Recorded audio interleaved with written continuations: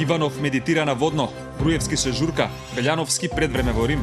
ВМРО ДПМН е сама на избори во одбрана на своето најбогато и разулавено лидерство. Како Македонија се претвора во европски гулаг. Зошто по четврт век од самостојноста демократијата е пред еутаназија, во држава што се самоизолира и е без евроатлантска иднина. Како би действувал ако беше председател? Професорот Стево Пендаровски во топ тема со Александар Чомовски.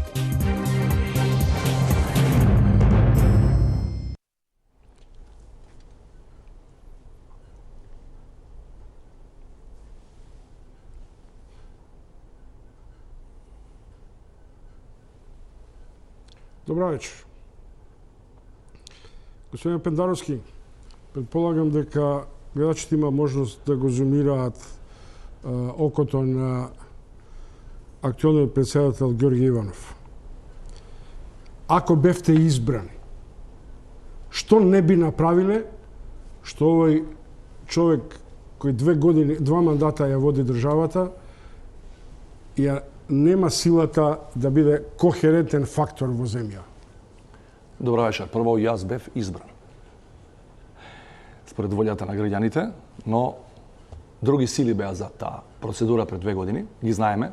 Денеска ги гледаме сите. Тогаш само малкумина околу кај мене во моето обкружување знае зашто станува збор, сега знаат сите. Што би направил поинаку? Се. Не постои ни еден потек у изминативе 2 години кој тој човек го има повлечено, а ја би го направил на исти начин. Посебно последниот потек кој дефинитивно ја втурна Македонија во еден неверојатен политички вртлок од кој не знаеме како ќе излеземе и кој директно, како последна кауза, ја испровоцира ова реакција на граѓанска Македонија. Значи, аболицијата направена на таков начин е без преседан, не само во Македонија, туку и во повојна Европа. Вие бевте во кабинетот на Црвенковски кога беше аболиран Заев. Дали тогаш му сугериравте да не го прави тоа за човекот кој му е близок соработник? Не. Затоа што тоа не беше мој делокруг на работа. Инаку ги знам и про и контра аргументите во тој период, меѓутоа се не би било фер ја тоа да го кажувам. Мислам дека има луѓе кои беа поблиску до таа ситуација. Тука имаше дел внатрешно партиски случувања и пред се и над се, по моје убедување како аутсайдер во тој момент, имаше политичка монтировка, обид да се инсценира политички процес, бидејќи објективно во тој момент Зоран Заев беше најпопуларниот градоначалник во Македонија. Ми оставав впечаток дека бевте избрани. Па се присеќавам на вашата реакција негде околу декември, дека, мислам дека во едно интервју на Фокус ви го најдов, дека ви се украдени 150.000 гласови. Зборам за двата избора. За двата избори. Двата изборни циклуси зборувам. Па јас во тој момент... Сакам само да ја прашам. Дали во тој момент кога ја репринтиравте таа констатација и изјава, иако и вечерта после изборите застанавте за тоа дека со овие валкани избори и да не речем и нефери, нечестни, дали во тој момент, значи во декември, знаевте за дел од прислушуваните разговори од кој излезе оваа Пандорина, се отвори оваа Пандорина кутија на политичка дебакал, демократскиот дебакал во земјава? Да. Од август таа година, август-септември таа година, имав увид во дел од материјалите, прислушкувани, кои се однесуваат на тие избори. Не на некои други работи. Подосна во рамки на така наречените бомби и вистината за Македонија имав прилика да слушнам и други работи, меѓутоа во тој момент тоа интервју е продукт на тоа сознание што го имав. Значи не е од глава, од памет извадена таа цифра и тоа беше една груба проценка. Мене ми е драго што таа груба проценка базирана на само неколку сетови разговори, што имав прилика да ги чуем околу системската кражба за двата избора, се потврдија и во првиот случај за изборниот криминал на СЈО. Прилика тука се варираат бројките на украдените гласови, зборувам за оние кои се штелувани, не зборувам за изборната корупција кога луѓето се плаќани за да ви дадат глас. Не зборувам за тој тип на трговија. Зборувам за ова што е пред се во делот на двојните лични документи. Утре 17 мај, ако не се лажам, во една прилика некако го датиравте како некаков историски демократски мегник, оној познат собир во Скопје. Не бев сам во тоа. Не бевте сам. Но тогаш, на одреден начин се случи една помасовна граѓанска, еден граѓански изблик на незадоволство. Дали тогаш и сега со ова шарена револуција има спона или има битни разлики во кои откако СДСМ свати дека изгуби дел од приврзениците на граѓанскиот сектор, сега се обидува да фати приклучок? Тоа е двонасочен процес, да бидеме реални. Значи, 17. мај беше врв, беше крешендо на една демократска револуција. Ја би рекол, реалната, вие паметите повеќе, и јас нешто фатив од тој период. Ова е по мене првата реална демократска пролет во Македонија. Ние бевме стално подоцна од другите југословенски народи во тоа, постојано. И во Втора светска војна и денес, за жал. И постојано нам ни се случуваат као на доцни почетници тие работи кои се случуваат кај поголемите бивши југословенски народи, во нумеричка смисла поголеми, тие работи, па дури и автократијата ни се случува после 10 на 15 години од последните познати на бивша просторот на бивша Југославија. И токму 17. мај беше првиот предвесник на демократската пролет. Имаше некакви зачетоци, не можам да тврдам дека немаше 88, 9 плурализам во медиуми, млад борец, така натаму. Меѓутоа, ова е според обемот, според пропорциите, според енергијата и според главните лозунзи на револуцијата, правда, слобода, еднаквост, ништо повеќе од тоа и ништо помалку од тоа, тоа беше и се уште е реалната македонска пролет. 25 години по независноста, меѓутоа таа е по сите своји нишани тоа. Демократска револуција или обид за демократска трансформација на ова што е се, само не е тоа, македонското општество во моментов. Факт е дека по влезот, по Пржинскиот договор и по влезот на СДСМ во владата и во собранието, тоа спласна. Веројатно имаше и одредени потези на страна на здружената партиска опозиција, предводена од СДСМ, особено во делот на раскинување на таа коалиција, така наречена со невладините, која можеби требаше на инаков начин да биде направена. Меѓутоа факт е дека таа енергија некако се прикри, отиде повторно од таму од кај што се појави. И ова беше, јас би рекол, второ откровение, второ доаѓање на демократската свест. И морам да ви признам дека мене тотално ме изненади, пријатно. Значи, ова што се случува е демократска пролет 2.0, како да се изразам со јазикот на дигиталците. И ова што се случува е резултат и на бомбите на Заев, без било какви дилеми. Меѓутоа, реков на почетокот, двонасочна е таа и енергија, и револуција, и патека, граѓанскиот сектор, и тоа како има што да му понуди и на СДСМ и на сите 14-15, колку се 16 политички партии здружени во таа опозиција партиска.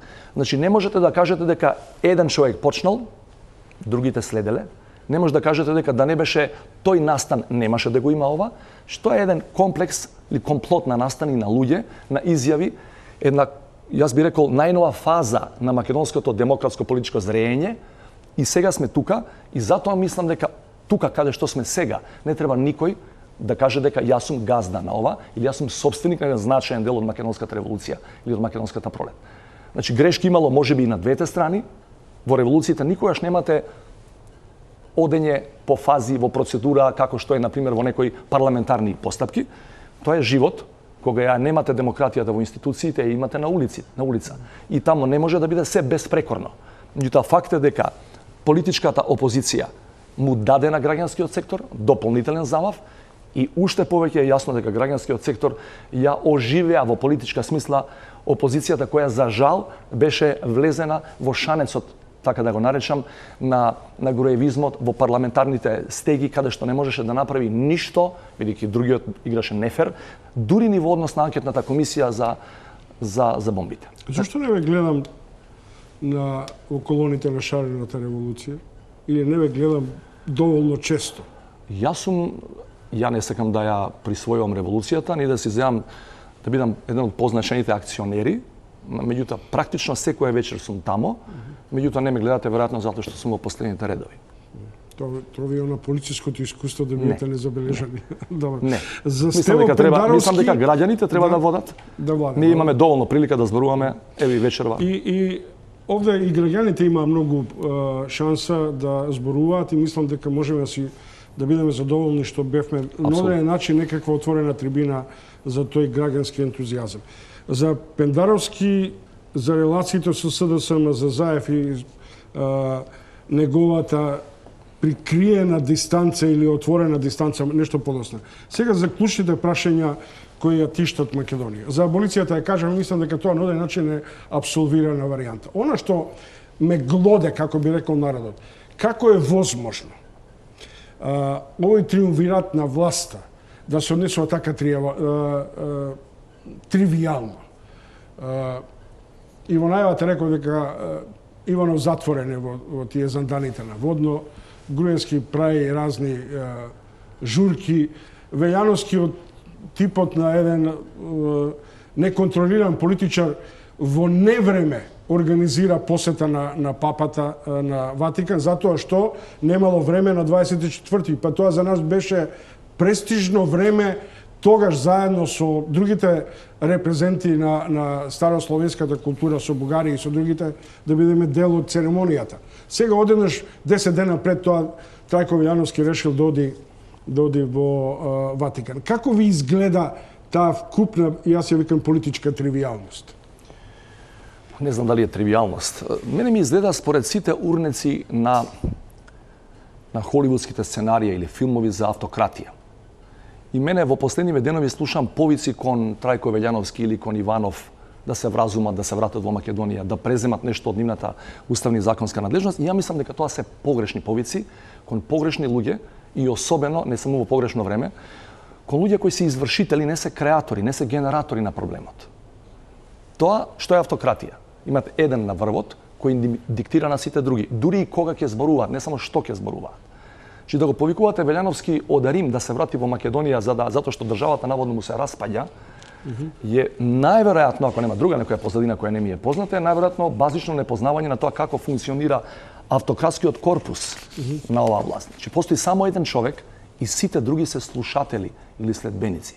Че немој да го губите времето да го повикувате Велјановски или да се чудите зашто не бил на 24-ти за Кирил и Методи, туку бил 10 дена порано. Небитно е.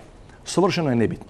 Како и човекот кој е на позицијата последниве 2 години председател на Република Македонија, знаеме како и што. Само да почнеме една изворена Facebook реакција на Бранко Тричковски, вика, ако државата се распаѓа, господине Камбовски, Трајко има причина и да си оди во Рим, да си свирка и да си цврцка мартини на Вио Реалито.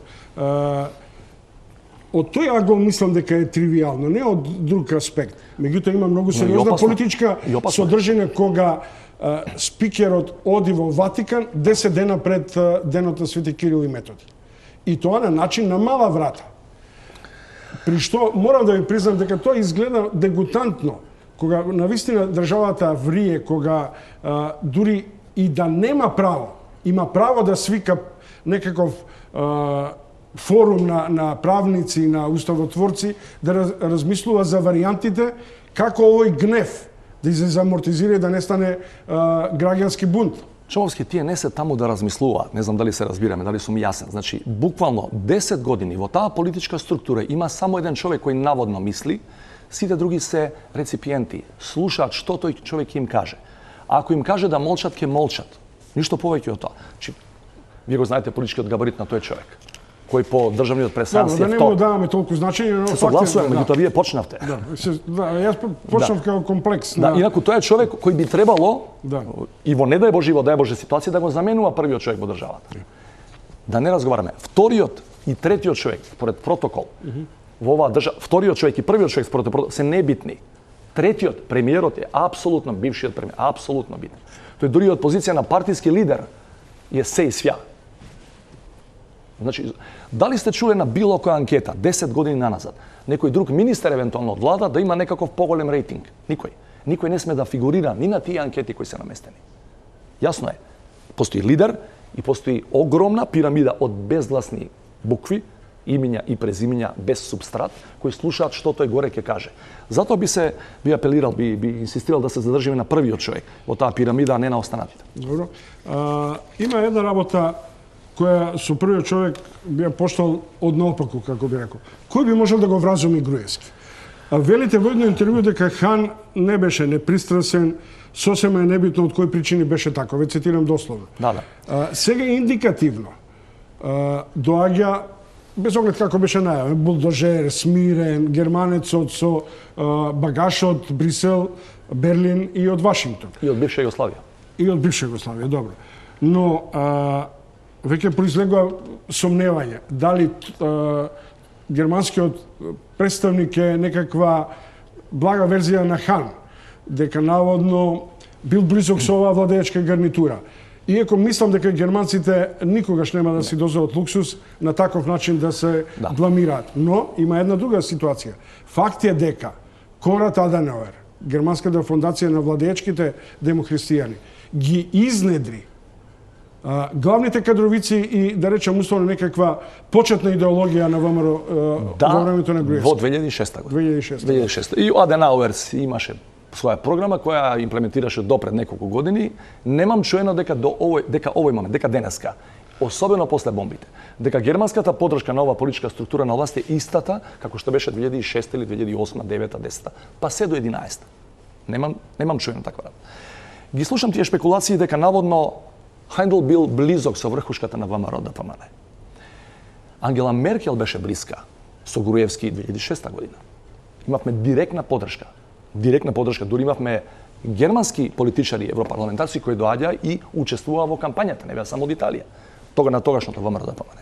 И не беше само фондацијата Аденауер. Имаше и советничка група која тука беше постојано и после кампањата која остана по 2006. Гледате, Штајнмајер во моментов еден од најимпресивните европски политичари. И не само по анкетите во Германија, него генерално. Ставам на збор, јас имал прилика порано покрај другите средби што сум ги имал покрај председателите со кои сум работел, да бидам на неколку средби и со тој човек уште кога беше во кабинетот на Шредер. И каде што беше, да не заборајме, освен другите работи, административни беше и координатор на разузнавачките служби, Штајнмајер. Тој човек е прилично стабилен, одлично го знае и регионот и Европа, има сенс за политичар, печене, што би рекле ние, значи не е вчерашен, и тој не би си дозволил неговиот специјален представник, тој е специјален од МНР дојде, не од владата, тој не е представник, грубо кажано, на Меркел, тука е баш на Германското министерство за надворешни работи, не би си дозволил тука, обидувајќи се да поправи тоа што Хан не успеа да направи или закашка, може би со најдобро, но закашка, да даде човек кој ќе биде исто како Хан, кој ќе почне да го обвинува дека бил другар со овој или дека имал акција во некој казина. Овој човек не е случаен, а тој што го праќа уште помалку е случаен.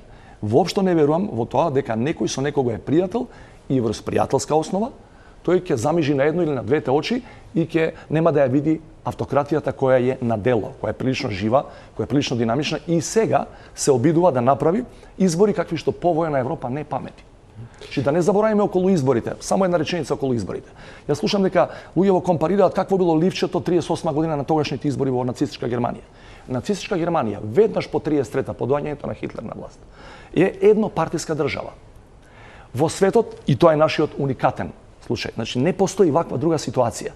Македонија е формално плурален политички систем, повеќе партиски систем. Не постои во светот, не само во Европа, никогаш во формално плурален политички систем една партија или едно име да има на гласачко ливче. Во Куба има, но таму нема други партии кои се дозволени. Во Северна Кореја има.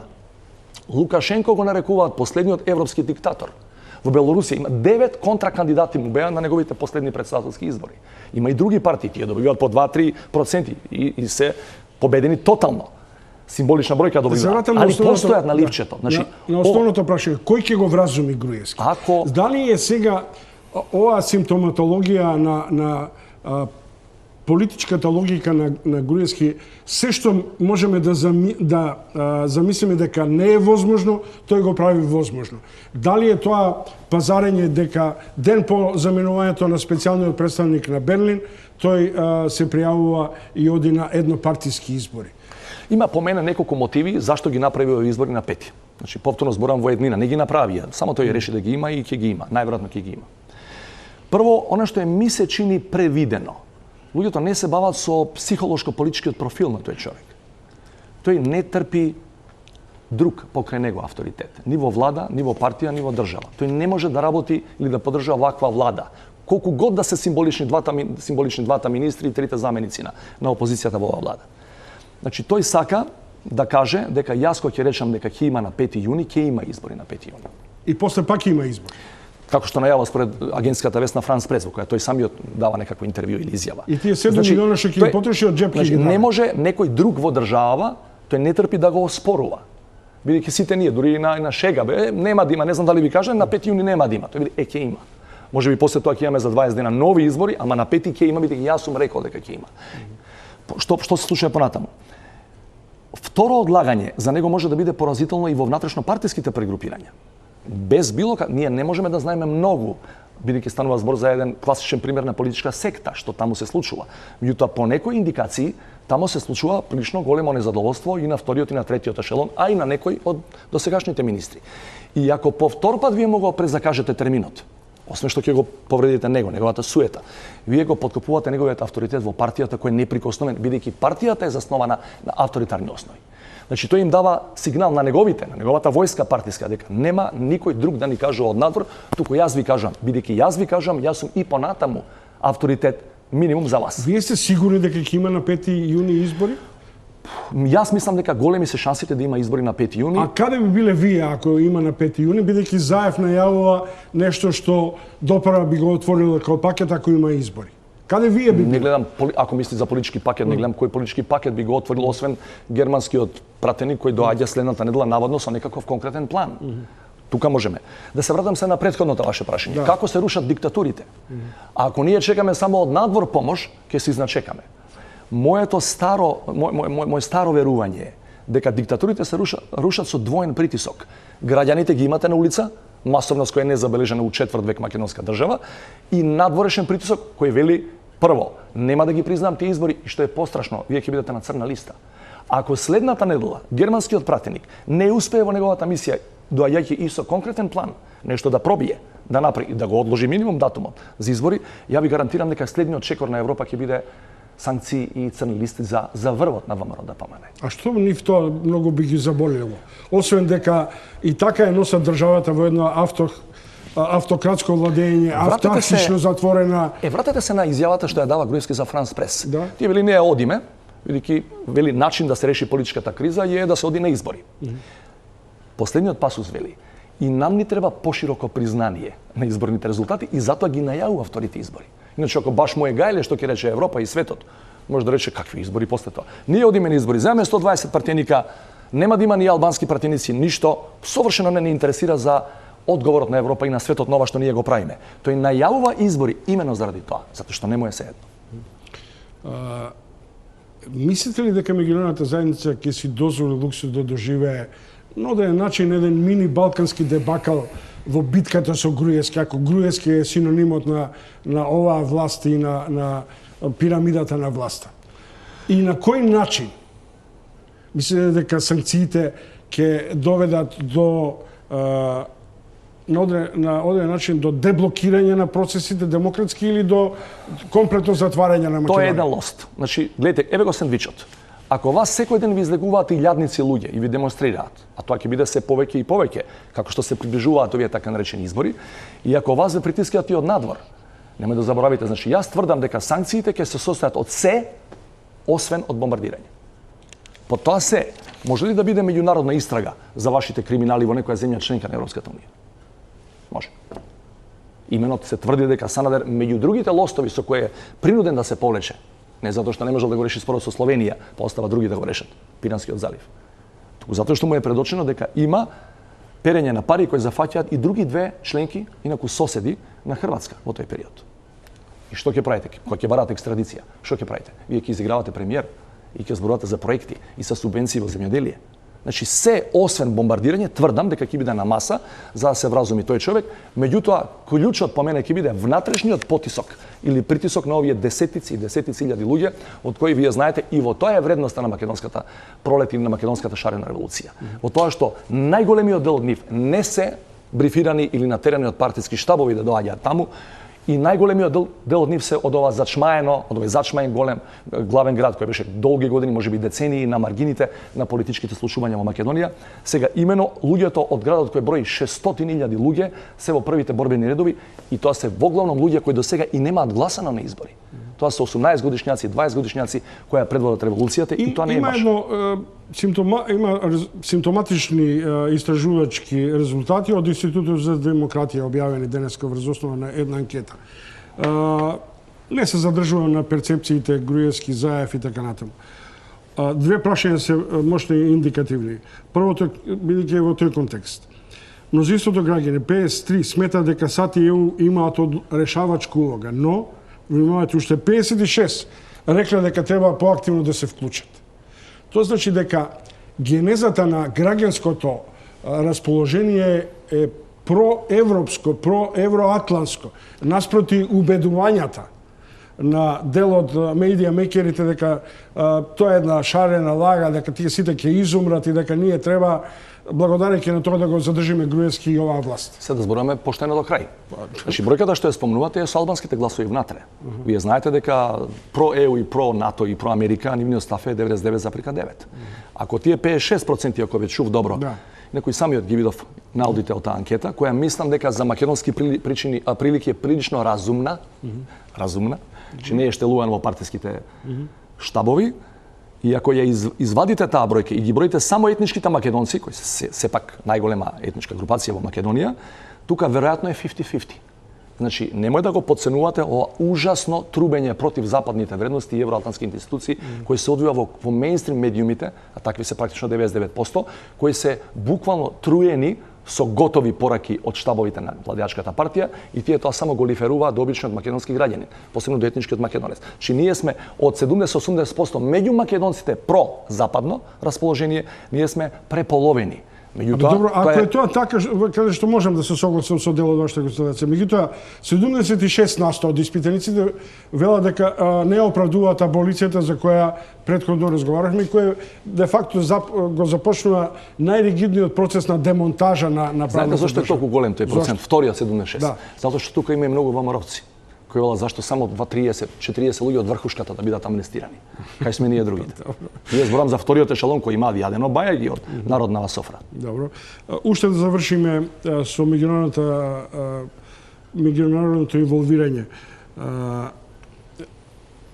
Ако сте убедени дека стапот, а не морковот, ќе биде генералната линија на Брисел, Вашингтон и така натаму, тогаш што е она што внатре треба да се создаде како ткиво за да се покаже една на одреден начин монолитна сила на внатрешното граѓанство кое ќе се спротистави на врхушката, а не на ВМРО-вците.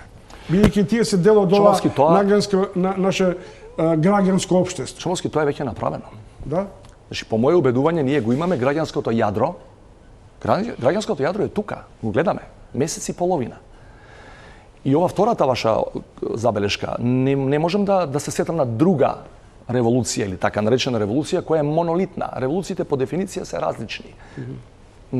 Тоа не е хомоген процес. Че тука има и вакви и такви размислувања. Битно е дека ние имаме на едно место маса огромна од луѓе, прилично хетерогени. Во тоа е силата и во тоа е убавината. И во тоа е потенцијалот. Ако е тоа, да речем условно, некаков квалитет на политичката битка, и ВМРО вели, и ние имаме со ГДОМ, например, илјадници такви граѓани, иако реално гледано сликата зборува за атрофија на прочитајте ми ја анкетата од пред малце, колку поддржуваат ГДОМ, колку поддржуваат шарената револуција. Значи 4-5 на 1 со односот. Тоа кажува се. Расположението на народот, на граѓаните, и албанци, и македонци, и сите други, и врзани со партии, и неврзани со партии, апсолутно кристално јасно е. Нема дилеми околу тоа. Демократска Македонија е во мнозинство. Ако е по секоја цена подготвен доди на избори, за да се задоволи суета, да се обезбеди преговарачка позиција, дали за тоа се крие шансата да атакува и да ги урне западните барикади во одбрана на специјалното јавно обвинителство, која се крие за една реална политичка прагма, а тоа е да владее правото? Јас мислам дека последната линија, ако збориме за надворешниот фактор, можам да се согласам дека и внатрешно во граѓанско движење би било тоа последното скалило кое не би му го дозволило на било кој да го направи и не случајно сите протести секоја вечер почнуваат од пред СЈО. Но зборувајќи за меѓународниот фактор, јас имам разговарано со некои тие луѓе кои доаѓаат овде да ни помагаат, имам читано што тие размислуваат. Че тие се подготвени на секакви можни не зборам за Хендл, генерално. Ако некој од надвор сака да ни помогне, би рекле, па добро, зашто да не размислуваме и за некоја неортодоксна мерка или конвенционална мерка. Че да им дадеме некакво попуштање тука или таму, за да не упропастат државата, која е очигледно дека оди во ендек. Меѓутоа, ниту еден странец со кој јас сум разговарал или чие мислење ми е пренесено од друг, не размислува за укинување на СЈО. Че тоа е последната работа за која тие се подготвени да разговараат. Во превод, вие може 10 пати да победувате на избори.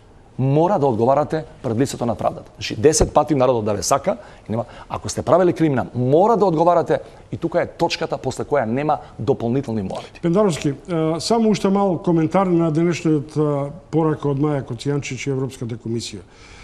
Се разбира, нема кредибилен партнер за меѓународна заедница, но она што е индикативно, што на одреден начин на многумина не им се бендисува кога ќе се направи привид или директна равенство на пораките до сите политички лидери. Па Коцијанчич вели, политичките лидери не може да се преправаат.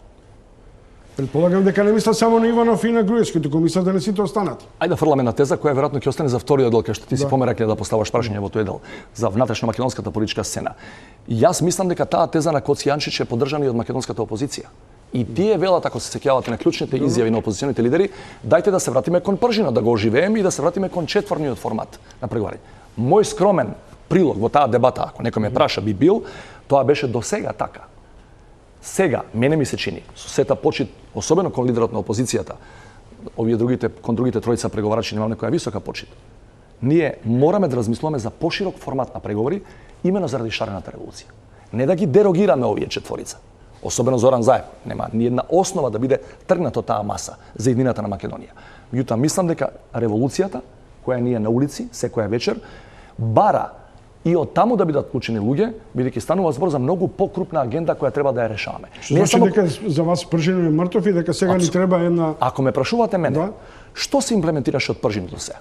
Кажете ми еден, освен формално усвоен закон за СЈО, што ништо.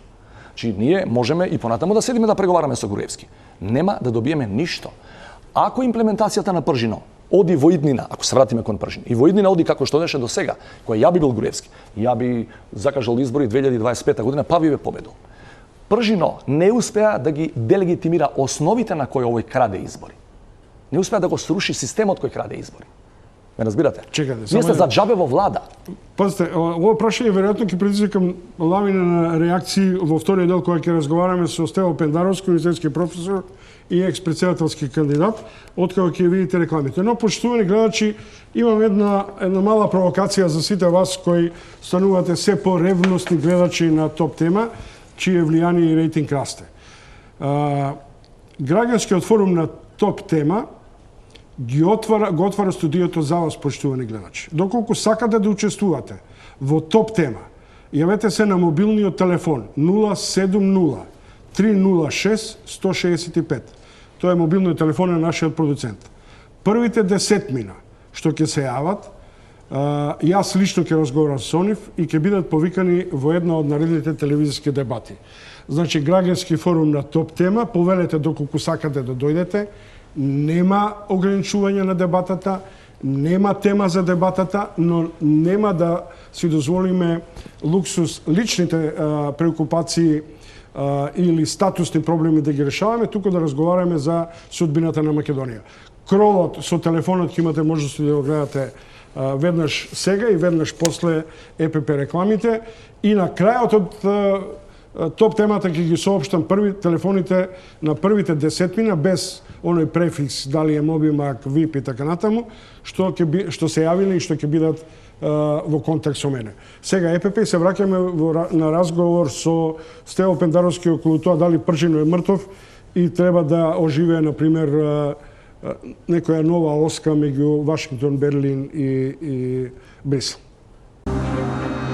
Иванов медитира наводно, Груевски се журка, Белјановски пред време во Рим. ВМРО ДПМН е сама на избори во одбрана на своето најбогато и разулавено лидерство. Како Македонија се претвора во европски гулаг, зошто по четврт век од самостојноста демократијата е пред еутаназија, од држава што се самоизолира и е без евроатлантска иднина. Како би действувал ако беше председател? Тоа е прашање за Стево Пендаровски кој на почетокот од разговорот го објавивме. Инаку, поштувани гледачи, ви повторувам, овој граѓански форум топ тема ви овозможува во наредните 5 минути. Доколку се јавите на телефонот што ќе го видите, ви го повторувам, 070 306 165. Првите 10 мина во една од наредните топ теми ќе бидат дел од ова дебатно студио. Сега продолжувам со ТВ интервјуто со Пендаровски. Зачнавме, малку заинтригиравме една тема за која дури лично би спорил. Дали е Пржино мртов? Ако е мртов, што ни престои? Кои се средствата за тоа? Затоа што уште дозволите ми ова, например, Бранко Геровски вели да му дозволиме на диктаторот да се обиде да ги спроведе првите еднопартиски избори во Македонија. Други експерти како Георги Спасов и други зборуваат дека не треба да се преговара со Груевски. Ми се чини како да начнафи кај вас некаква линија која сублимира и едно и друго. Што е тоа? Ајде, одиме претходната фаза се. Значи не можеме да зборуваме за живите фази од идниот процес ако не го прогласиме, може нема да го прогласиме Пржино за мртов. Што продуцираше Пржино? Реков претходната реченица, последната им беше ништо. Во овој момент ние имаме еднопартиски избори закажани и од денеска почнува изборна кампања на еден човек, на една партија, на една коалиција. Пржино вели може да има избори само ако четворицата се договорат, не подолу од тоа, ниту тројца нема да бидат доволни. Значи Пржино е де факто мртов. Пржино сигурно не ги продуцираше овие еднопартиски избори. Ако мислите на документ или на атмосфера и на политичка содржината на Пржино не се опредмети. Пржино вели тие услови за на избори, а на избори се претходно мораме четворицата да го договараме, да го имплементираме, вклучително и датумот на крај. Ние имаме се еднопартиски избори, како Пржино не е мртов. Одиме се, значи ја тврдам дека во моментов, посебно со ова последново закажување на неверојатни избори во плурален политички систем, барем на хартија, е дефинитивно последниот удар, ако сакате, на оно што беше претходно полумртво тело. Сега да видиме кај сме. Ја мислам дека е прилично поедноставување на дебатата. Дали да се преговара со Груевски или не. Мојата теза, мислам дека се разликува и од двете становишта кои ги кажавте, е да направиме формат на преговори, на разговори со другата страна, кај што ќе има удел и меѓународниот фактор кој ќе преговара, не само народот. Слично на она што ние го правиме, се разбира без успех до сега, меѓутоа го правиме долги години во спорот за името со Грција. Ние не преговараме скоро никогаш со Грција, бидејќи со нив не може да има договор. Знаете од кои причини. Туку преговараме или разговараме со меѓународниот фактор. Тој понатаму на Груевски или кој ќе биде ќе му ги пренесе нашите ставови. Не, тука не ми е најасно. Дали вие претежирате медијаторот типот на Немиц или германскиот представник или охридскиот концепт? Не, германскиот представник е тука. Добро. Знаете како, јас имам, мислам дека Зоран Зајаб би требало да ги има и ги има сигурно уште поголеми дилеми од овој тип. Со овој човек со кој си се договарал и си бил не знам колку сати затворен во една иста соба, година и пол, колку е. Од пред Пржино, од кога преговараат? Беа во Брисел, па во Страсбург, па дојде во Пржино. Значи, каква верба можеш да имаш во тој човек кој на крај на целиот процес, после сите сопки што ги ставаше на тој пат, сега закажува еднопартиски избори. Сега пак со него ќе преговараш. Значи со него ќе преговараш со Хајндел. Добро, но тука има една дилема. Јас не се согласувам со вас дека може Пржино мртов, но Пржино духот владее. Еве зашто. Прво, медијација и натаму има. Второ, Пржино не го подценувајте. Специјалното јавно обвинителство ја создаде ова политичка и демократска атмосфера на граѓански изблик. Бидејќи со сиот минималистички приод, да речам, дека нема многу дела, дека има многу тактизирање, така натаму, сепак се отвори Пандорината кутија со која де факто започна демистификацијата на стравот и на лидерството на Мијалков и на Груевски. Еве една интересна теза. Добро. Дали се согласувате дека ако одеше се потаман со имплементацијата на Пржино, немаше да има шарена револуција воопшто? Знаете зашто? Овој гневот на луѓето, бидејќи не се имплементираше клучниот столб на Пржинскиот договор, СЈО, па тие со аболицијата го убија и СЈО. Прашете дали работат нешто. Не знаат утре за утре овој човек што го имате од десната страна на сликиве, кој веќе са не го имате во моментов, сеедно, тој повторно ќе аболира. Туку така. Че тој има аболирано луѓе кои не биле ни воопшто обвинети во тие постапки. Значи СЈО е де факто убиено. СЈО е убиено. Револтот на граѓаните, наречен шарена револуција, е затоа што Пржино е мртов. Затоа што Пржино не се имплементираше. Да беше како што треба, да имавме и притвори, да имавме се и постапки судски. Кој од граѓаните ќе излегуваше на улица, знаејќи дека правдата се реализира. Бидејќи не се реализира, тие се надвор на улица. Има уште една димензија на целата оваа работа. Падна одорајте, да речем, од лидерството на Груевски. Падна, например, целата политичка перформанса дека ВМРО е движење. Ние да не забораваме дека излезе Протугер, па после мислам и Божиновски, така натаму, со една идеја на тоталитаризмот, како што Арент на времето ја перформираше, кога политичкиот политичкото партнерство се изродува во движење, што е близко практично на една почетен стадиум на национал-социјализмот. Ако и тоа паѓа во вода, паѓа на одреден начин и кредибилитетот на Груевски, може би и тоа целта на меѓународната заедница. Што повеќе црни петна, толку помал авторитет. Меѓутоа, прашањето е сега. Може да го коментирате и мојот став. Но прашањето е што од тоа ќарува опозицијата? Или да речем условно тројцата други лидери? Не ги ставам ова равенка останатите третиот и четвртиот, бидејќи мислам дека не се фактори во преговорите од лани до денес во ниеден момент. Иако се чини дека од време на време, затоа што албанците нема да учествуваат во некој круцијален момент, тие не се фактор. Не се фактор.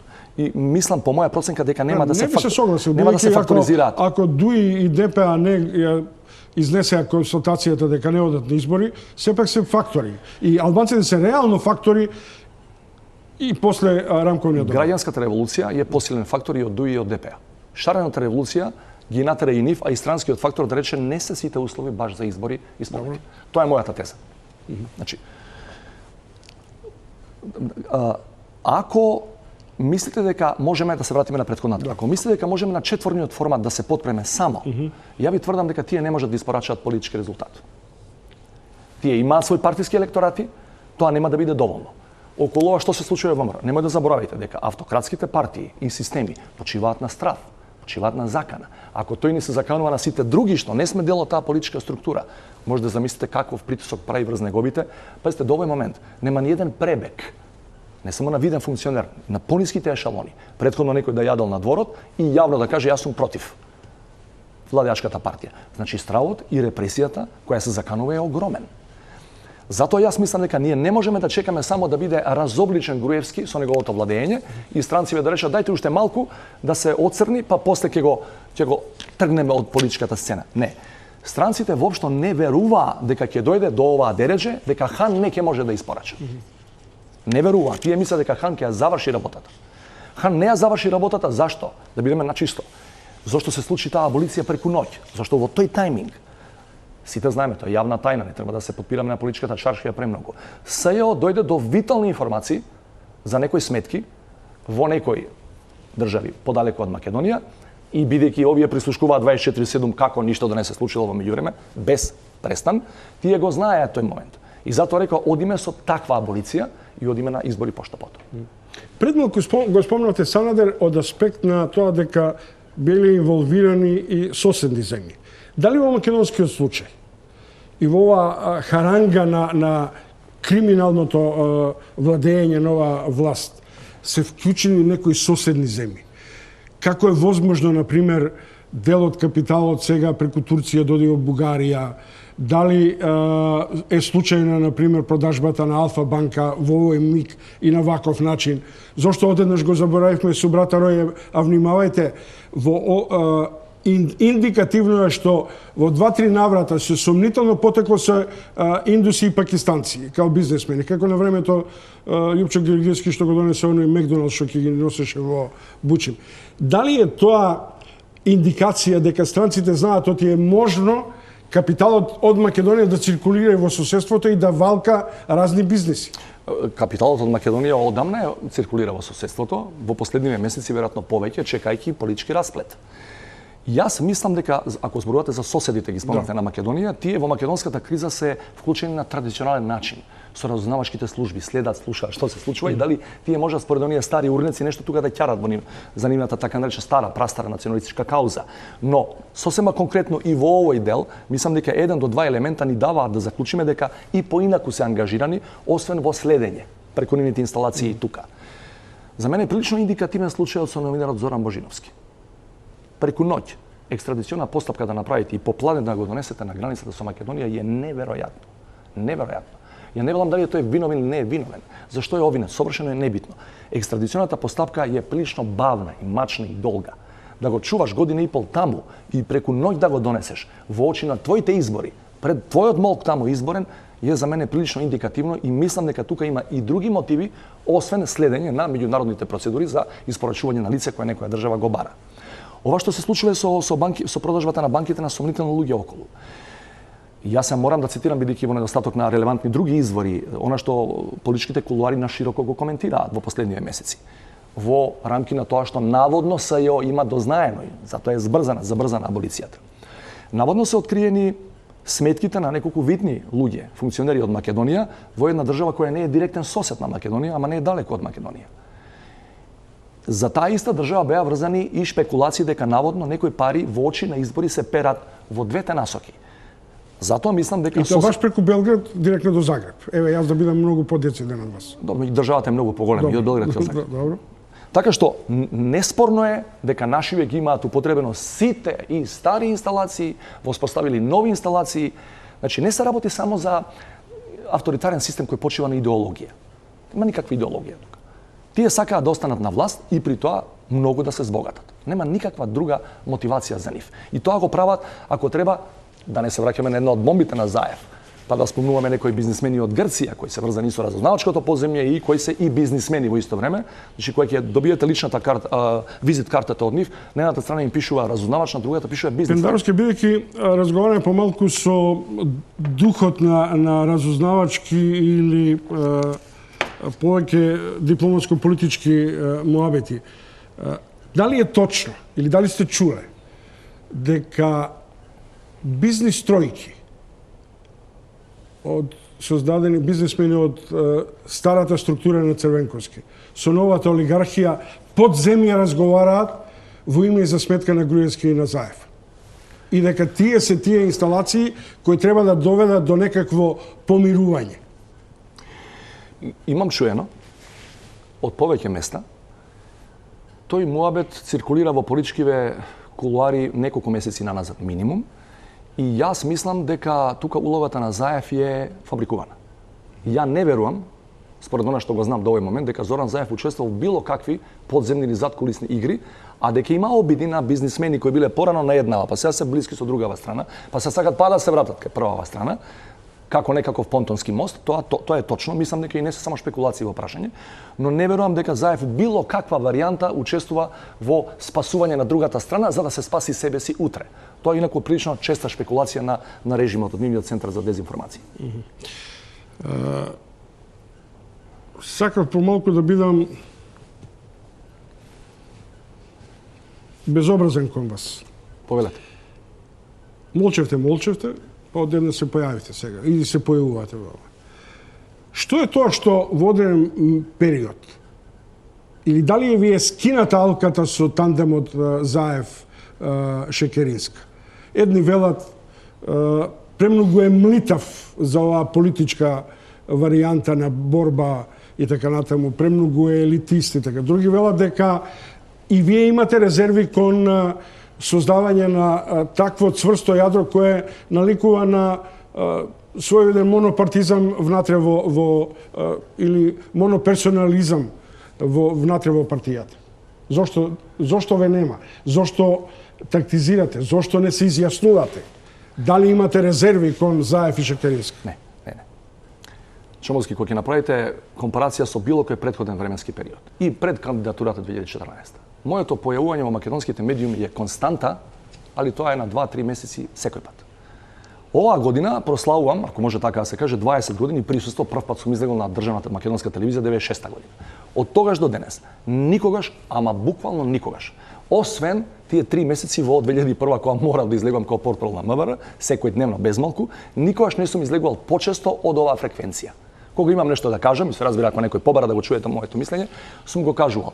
Нема никаква калкулација, мислам дека не постои и полубитно прашање за македонската сегашност и иднина, а да не сум се произнел, и кога било турбулентно време, и сега е турбулентно. Значи не станува збор за тактизирање и не станува збор за некакво кршење на моите релации со двоецот или како го нарекувате тандемот во СДСМ. Мојот однос со нив е исти како и 2014, како и 2011. Нема да заборавате 2011 бевме дел од истиот тим. Шекеринска, Заев и беше и Зоран Јовановски. Кога последен пат Заев разговарал со вас, да го чуе мислењето од овој тип, како што сега јавно велите, Пршино е мртов, имам друго решение? Па јас мислам дека има едно месец дена. Месец дена, а со Заев се среќаваме најчесто на улица, заради најновите случувања. И тоа е отприлика темпо кое и претходно било. Значи не можам да кажам дека секој дневно ме бараат.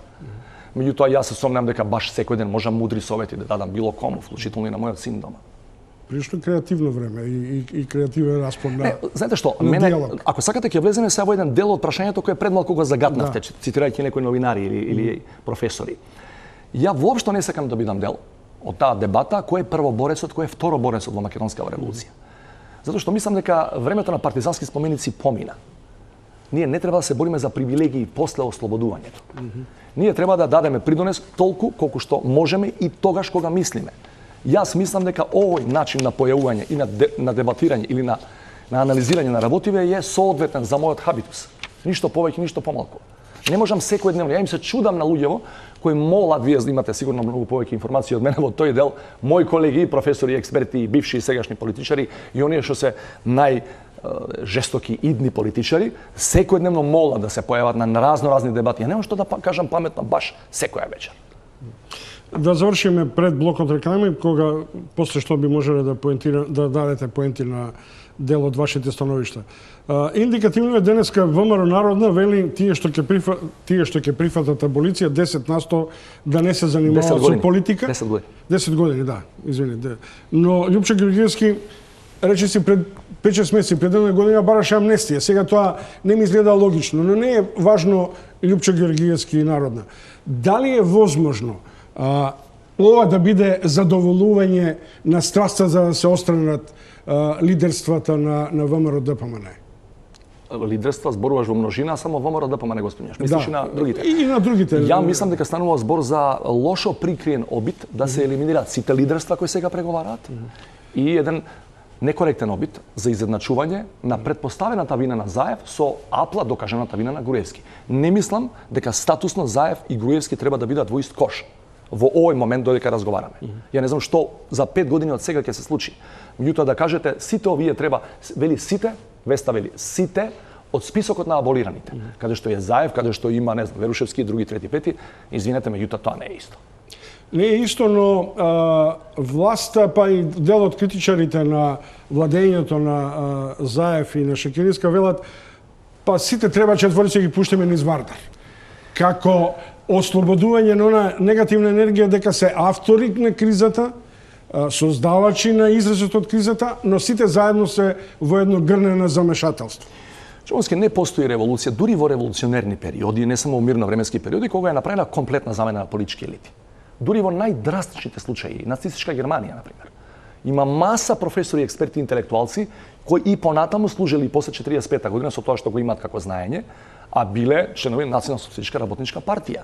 Значи не можете, тоа е така како Мари Джокица размислува во политиката, ајде да ги истераме сите овие што мислиме дека може ќе не кочат во иднина. Демократијата е процес на учење кој е многу бавен. Нови деца треба да пораснат, па да кажат низ правна држава, низ механизми на правна процедура да кажат дали некој евентуално е виновен. Инаку вака, морам да го коментирам тоа и бидејќи многумина ме прашуваат.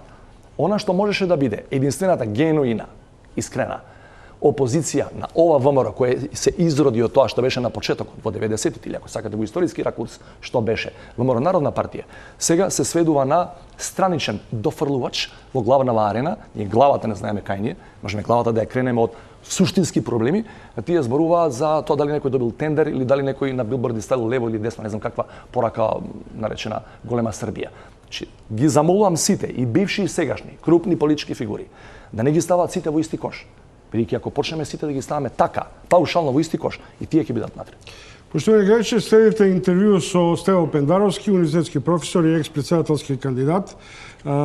Сега очекувам дека нашиот организатор ќе ми ги донесе телефонските имиња, доколку има телефонските броеви, доколку има интерес од вас, а веднаш по рекламите ќе го видите изборот на телефоните преку кои ќе контактирам со граѓаните кои сакаат да бидат дел од ова ТВ дебата. Реклами, па завршуваме со разговорот со Стево Пендаровски.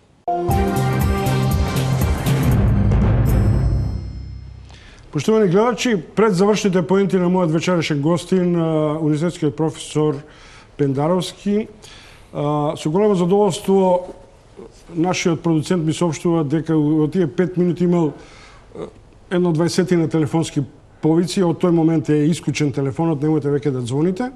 Инаку, на кромот ќе ги забележите телефоните, без префиксите за да не бидат вознемирувани луѓето, а ќе им се јавам на слободен, на Емир, на Драги, на Методија, на Мусли, на Димче, на Борис, на Раде, Ангеле и Марија.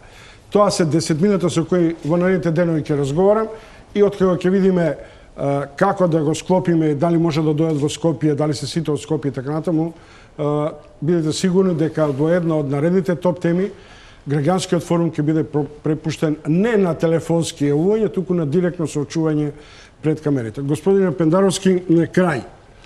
Едни велат Груевски е готов. Други велат Македонија е готова, што би значило е на колена. Кој и како ќе ја подигне? Шарената револуција, сончогледите, бизнисмените, политичарите кои почнуваат да се вртат? И дали сте убедени дека расплетот ќе биде во позитивна насока или во судир на негативните енергии? Македонија не е на колена, затоа што гледаме на улици секој ден прилично гордо исправена. Колку тоа год да звучи како фраза, тоа е така. И јас сум убеден дека ќе има позитивен исход. Позитивен расплет, што значи дека конечно слободата, демократијата и правдата пред се ќе дојдат тука меѓу нас. Нема да само да зборуваме како категории кои некаде живеат. Ќе бидат меѓу нас. Не сум сигурен само околу временскиот период кој ќе ни биде неопходен за дефинитивно да го демонтираме овој автократски режим. Само тоа ми е дилемата. Значи Македонија не може да биде готова, ниту напротив сега е готова, ниту оди кон својот крај. Режимот оди неспорно по мене, по сите проценки и не само мој, кон својот крај, но колку уште време ќе ни земе, јас мислам дека тоа време се мери во месеци, а не во години. Но не можам да видам друг исход со оваа крената граѓанска енергија, исти луѓе да останат и на 5 јуни, на 6 јуни да си направат влада, сите своји министри, па и да ги вратат овие прононсирани криминалци кои ги аболицираше Иванов. Не можам да замислам таков исход, не зашто не сакам да го видам, зашто е невозможно, нигде во светот не се случило. Значи, нивната историска приказна полека привршува.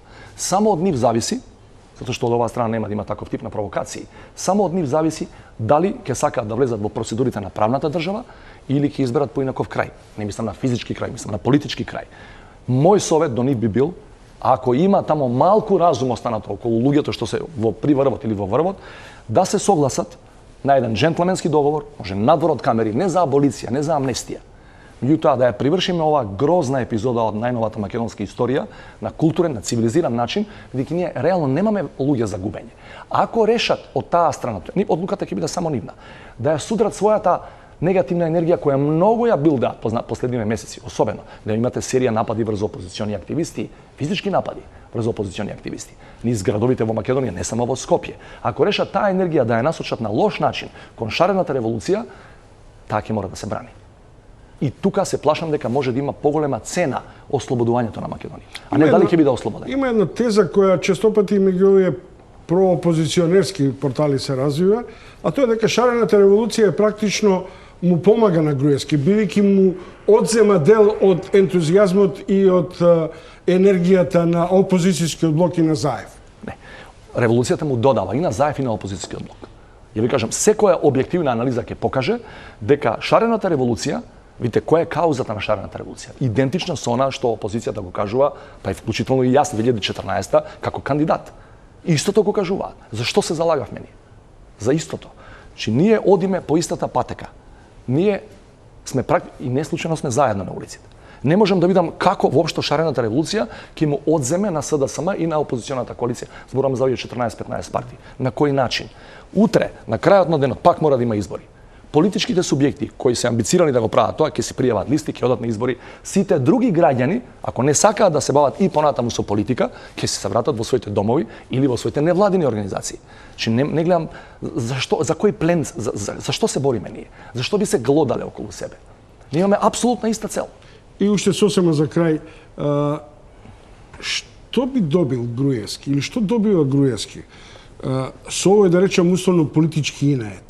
Дали сака да ја покаже цврстината дека е првиот лидер кој не може да го скрши меѓународната заедница, наспроти, например, политичките водства претходно со Охридскиот договор, со овие други пермутации, Груевски, Ахмети и така натаму. Или тоа е страв од судбината што го чека? Да, само второто. Само второто. Значи, видите, и да се покажувате силен кон меѓународна заедница, повторно мора да имате друг мотив позади. Зошто би го правеле тоа? Не само ради чаламот. Има преголем личен влог внатре. Зборам за пари кои евентуално се изнесувани од државниот буџет. Алтернативата е јасна. И да не сакате, вие мора минимум да излезете да кажете што во однос на овие наводи кои се пресериозни. Само првото дело кое им го ставаат на товар, овие аболиција има, меѓутоа само првото дело на СЈО зборува за злосторничко здружување. Нема друг мотив. Вие сте уз зид.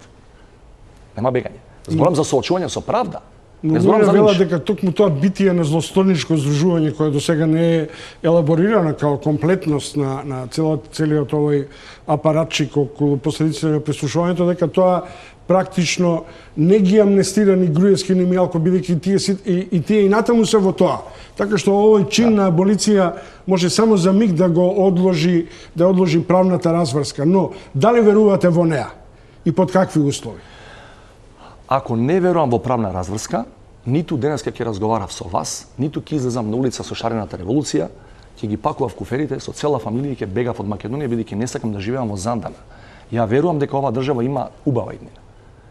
За да имате убава иднина, предуслов над сите предуслови, тие што се одговорни пред закон да одговараат.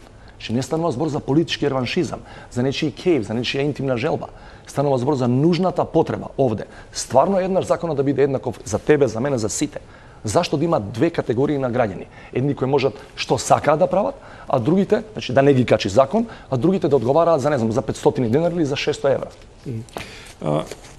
За крај малку повеќе лично. Ме сретнува еден граѓанин, ме секуваат многу, но еден граѓанин кој има вака на еден начин негативна енергија и кој мене вика, слушај, чом, доста со режим и со отсутство на демократија. Па ти лаеш бе цел божи ден на телевизија, зар ке те има на телевизија и на улица ако толку критикуваш и така си со негативна енергија?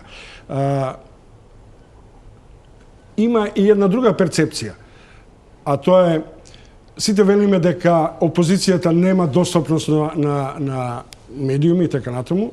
Предполагам дека не мисле дека треба на сите медиуми да има, но ве има доволно опозицијата. Дали е тоа знак во кој Груевски помалку не зачаури и ни вели, еве, тоа е вашето парче на демократијата и на слободата на медиумите? Чомовски не нема доволно по медиумите. Не нема доволно јавниот дифузен сервис. Че ја ти тврдам дека освен овие наместени работи после жестоки притисоци од пара амбасади во Скопје, ниту еден опозиционен лидер, не јас, ниту еден, но не бил 10 години умаратела, да каже што мисли за времето утре. Ништо. Че не има доволно. И само да не те подсетувам од кои се телевизии тебе нужно присилно ти истера, од која мораше да ги гасиш светлата. Че овие прозорчиња, овие енклави, овие некакви островчиња на слободата, како ги нарекуваме во медиска смисла, се јавува последниве година-две. Претходно беше страховлада. Само 3 држави во Европа имаат полоша медиска слобода или неслобода од Македонија. Ако рачунаме Русија као европска држава, ако рачунаме Турција и Белорусија. Крај. За какви нема доволно, напротив. Треба да ги има. Зашто у твоја емисија не доаѓаат луѓето од режимот? Ајде да завршиме емисија. Благодарам, тоа беше Стево Пендановски кој во моја име ја завршува и благодарам уште еднаш. Утре сте со Снежана Лупевска Созем. Пријатна вечер.